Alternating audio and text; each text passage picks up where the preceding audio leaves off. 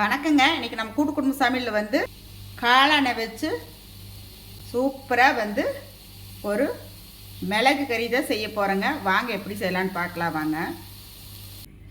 வந்து நல்லெண்ணெய் ஊற்றுறணுங்க. சோம்பு தாளிச்சிக்கலாங்க. பெரிய வெங்காயம், கருவேப்பிலை தலைங்க, பச்சை மிளகாய், வந்து தக்காளி பழம் போட்டுக்கலாம். காளான் மிளகு கறி வந்து சூப்பராக இருக்குங்க. சப்பாத்தி, இட்லி, தோசைக்கெல்லாம் நல்லா இருக்கும். இந்த காளான் மிளகு கறிக்கு தேவையான உப்பு போட்டுக்கலாம். இஞ்சி பூண்டு பேஸ்ட்டுங்க, சீரகத்தூள், சோம்பு தூளுங்க, மட்டன் மசாலா, மஞ்சள் தூள் பண்ணி அரிஞ்சு வச்சுருக்கிறேன் பாருங்கள் காளான். இப்போ வந்து இது காளானி போட்டுக்கலாம். காளான் மிளகு கறிக்கு வந்து ஒரு 5 நிமிஷம் மூடி வைக்கலாங்க.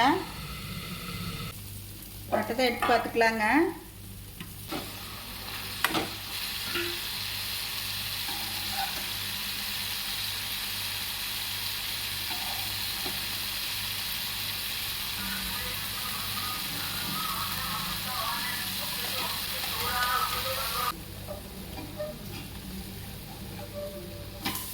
காளான் மிளகு கறிக்குங்க வந்து மிளகு தூள் இடித்து வச்சுருக்கிறேன் பாருங்கள். இதை போட்டுக்கலாம்.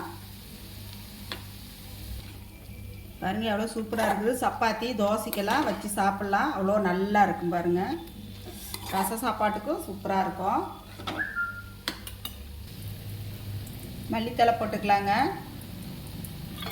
ஆயிடுச்சு பாருங்கள். மிளகு காளான் கறி வந்து செம சூப்பராக ரெடி ஆயிடுச்சு பாருங்கள்.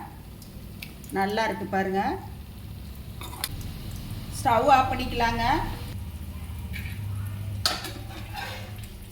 மிளகு காளான் கறி வந்து சூப்பராக ரெடி ஆயிடுச்சுங்க. நீங்களும் உங்கள் வீட்டில் செஞ்சு சாப்பிட்டு பார்த்துட்டு எப்படி இருக்குன்னு சொல்லி சொல்லுங்கள். வீடியோ பிடிச்சிருந்தா லைக் பண்ணி ஷேர் பண்ணுங்கள். நன்றிங்க.